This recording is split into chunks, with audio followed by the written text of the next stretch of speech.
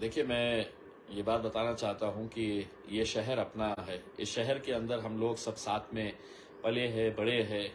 हमारे दोस्त सभी जाति, धर्म और मजहब के हैं। हमने हर त्योहार को साथ में मिलकर मनाया है।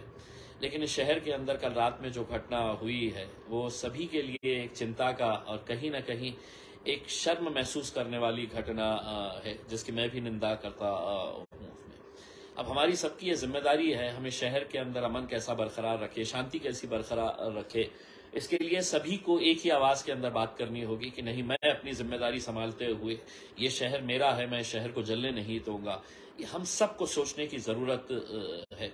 मैं ये बताना चाहता हूं कि कल रात के अंदर जो घटना हुई है, आज सुबह से उसकी प्रतिक्रियाएं आना शुरू हो गई है। लोग उसका रिएक्शन दे रहे हैं और विशेषकर कुछ राजनीतिक पार्टी के लोग जो एक दूसरे के ऊपर इल्जाम लगा रहे हैं कि इनकी वजह से हुआ, उनकी वजह से हुआ।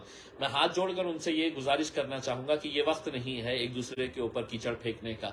हमारी सबकी कलेक्टिव ये जिम्मेदारी होनी चाहिए कि हमें शहर के अंदर अमन और शांति कैसे बरकरार रखे।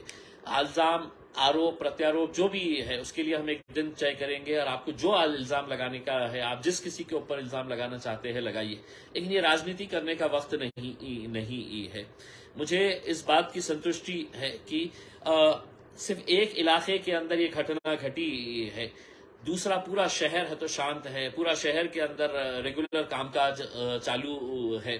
कहीं पर भी दूसरे शहर के इलाकों के अंदर ऐसा महसूस नहीं हो रहा है कि इस इलाके के अंदर कल रात में कोई घटना हुई है करके उसमें। तो ये एक अच्छी खबर है। मैं तमाम लोगों से ये अपील करना चाहूंगा कि इसको किसी जाति धर्म के नजरिए से ना देखते हुए, मैं खुद ये मानता हूं कि कल जब मुझे ये खबर मिली और रात में मैं अकेले वहां पर जब पहुंचा, तो मेरे सामने एक ही बात ये थी कि मैं राम मंदिर को किसी तरह से कोई नुकसान नहीं होना चाहिए। मैं 3 घंटे उस राम मंदिर के अंदर बैठा रहा। वहां पे तकरीबन 15 से 17 पुलिस वाले थे जिन्होंने अपने आप को उस राम मंदिर के अंदर लाके बैठ गए थे। वो भी अपने तरफ से वो कोशिश कर रहे थे वहां से किस तरह से कंट्रोल करना, लेकिन मॉब ज्यादा था, उनसे भी कंट्रोल नहीं हो पा रहा था। राम मंदिर के कर्मचारियों को मैंने ये आश्वासन दिलाया था कि नहीं, मैं जब तक हूं यहाँ पर कि राम मंदिर के ऊपर कुछ नहीं होगा करके। मैं जो नौजवान लड़कों ने पत्थरबाजी की, जो नौजवान लड़कों ने गाड़ियों को आग लगाई है, मैं उनको एक बात बताना चाहता हूं। तुमने अपनी जिंदगी तो बर्बाद कर दी है, अपने माँ बाप को किस तरीके से परेशानी में डाले है, शायद तुम्हें इस बात का अंदाजा नहीं होगा। उसमें तुम्हें इस बात का अंदाजा नहीं होगा कि रमजान का महीना चल रहा है, एक मुबारक महीना चल रहा है, और तुम अगर ये समझ रहे हैं कि तुमने कुछ हरकत कर दी है और अब तुम इसमें से निकल जाएंगे, मैं तुम्हें बता दूं कि पूरा शहर अब जो है सीसीटीवी के अंदर पुलिस डिपार्टमेंट के पास कवर हो चुका है। और सुबह से पुलिस की पूरी टीम्स जो है वो उन सीसीटीवी को खंगाल रही है, देख रही है कि कौन कौन से चेहरे।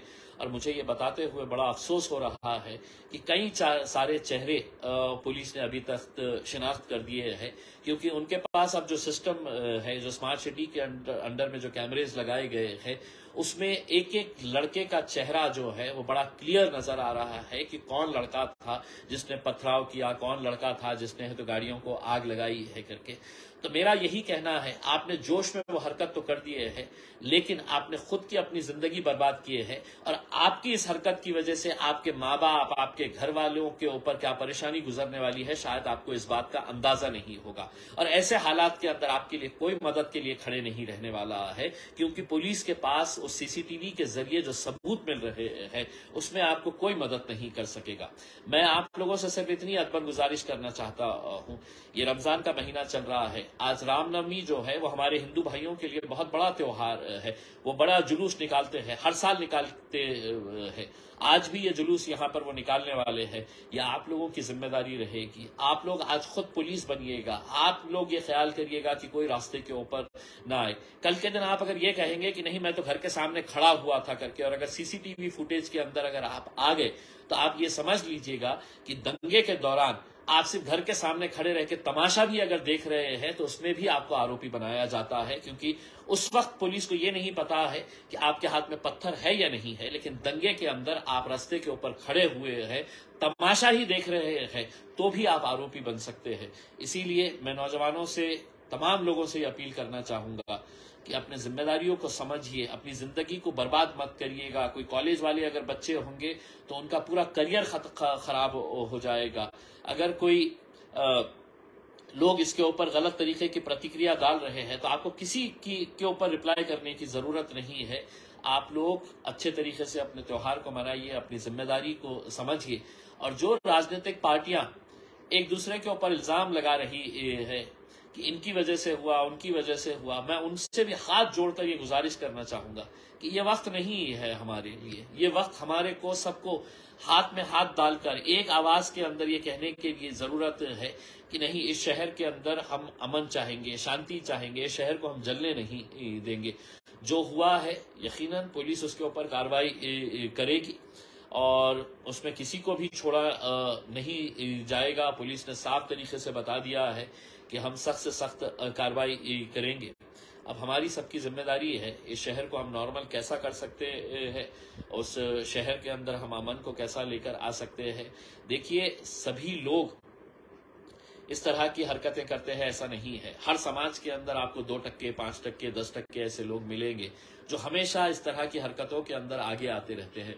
लेकिन कल जब मैं वहां पर था ग्राउंड के ऊपर और मैं जब कुछ लड़कों को देख रहा था तो इस बात का यकीन हो गया था कि ये किस तरीके से नशे की हालत के अंदर बटन जो का इस्तेमाल करके जो नशे का कारोबार कर रहे, नशे का इस्तेमाल कर रहे हैं, वो सबसे ज्यादा आतंक मचा रहे थे इसमें। और मैंने पुलिस को कहा है कि अगर ये लड़कों को अगर हम आइडेंटिफाई नहीं करेंगे तो हो सकता है कि आगे और नुकसान होगा। तो ये जो नशे का कारोबार करने वाले लोग हैं, नशे का इस्तेमाल करने वाले लोग हैं, सबसे ज्यादा आतंक वही लोग मचा रहे थे इसमें। पुलिस अपना काम करने वाली है, हमें अपना काम करने की जरूरत है। हम सभी जात, धर्म और मजहब के लोगों को ये बताना चाहते हैं हमारा शहर अंतर्राष्ट्रीय दर्जे के लेवल के ऊपर पहुंच चुका है, इसको हमें और आगे बढ़ाने का है। हम सबको एक पैगाम देना है कि यहाँ पर कभी भी कोई भी जाति धर्म का मुद्दा नहीं होता है करके इसमें। तो अगर इसको जितनी जल्दी हम बैक टू नॉर्मल लेकर आएंगे उतना हमारे लिए, हमारे शहर के लिए, हमारे भविष्य के लिए अच्छा रहेगा। बहुत बहुत शुक्रिया।